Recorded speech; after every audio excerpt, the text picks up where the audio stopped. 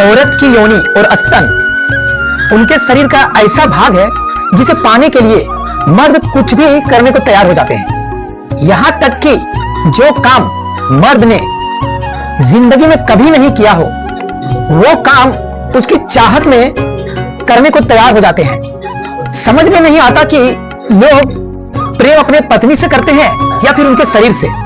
ये जो लगाव होता है पति पत्नी के बीच, ये लगाव सिर्फ पत्नी से है या फिर उनकी निजी अंगों से। यदि कोई स्त्री किसी पुरुष को अपने निजी अंगों तक पहुंचने दे रही है तो निश्चित रूप से वह पुरुष उसके जीवन में एक खास जगह रखती है। जब घर में मेरी विवाह की चर्चा होने लगे तो मेरे मन में भी वही विचार आने लगे जो अक्सर हर पुरुष के मन में आते हैं, और मन ही मन सोचने लगा अब तो वह सब मिलेगा जिसकी चाहत हर एक पुरुष को होती है।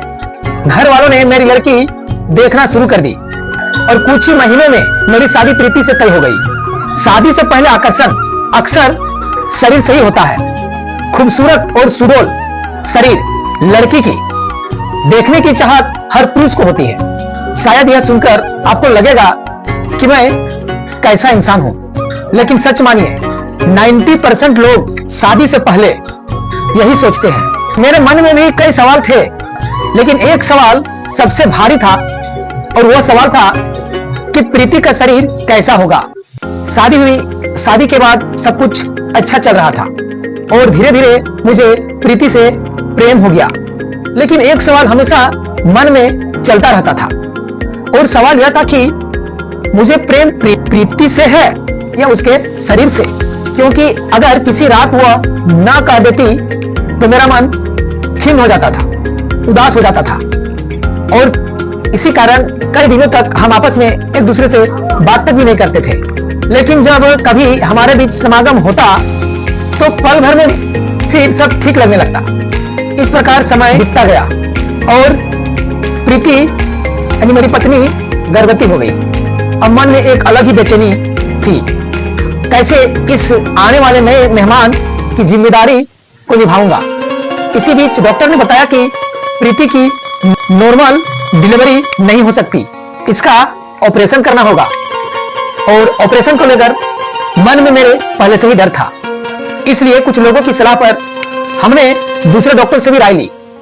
उन्होंने बताया कि कुछ कठिनाई होगी लेकिन नॉर्मल डिलीवरी संभव है और नॉर्मल डिलीवरी बेहतर भी होगा।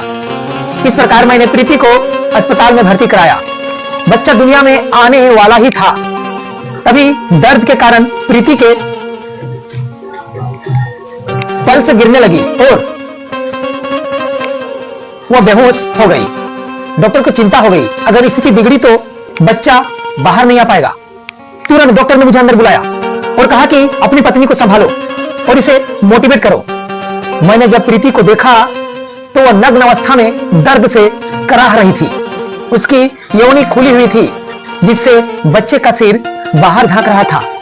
यह वही जगह थी जिसकी चाहत मुझे हर रात होती थी। कुछ क्षणों में बच्चा बाहर आया और मैंने तुरंत बच्चे के सीने से कपड़ा हटाकर उसे मां के स्तनों से लगाकर बच्चे को ढक दिया। उसके बाद मैंने महसूस किया वही शरीर जिसे पाने के लिए पुरुष कुछ भी करने को तैयार रहता है, लेकिन वही शरीर जन्म देने का माध्यम भी होता है।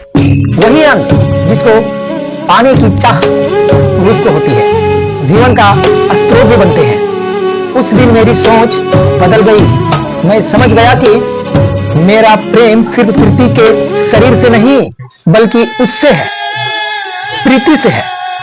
उस रात के बाद मेरी आंखों में न केवल अपनी पत्नी के लिए बल्कि अपनी मां के लिए भी सम्मान कई गुना बढ़ गया।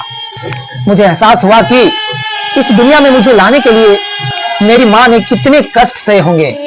इस प्रकार मेरा मानना है कि जो पुरुष और ममता का प्रतीक है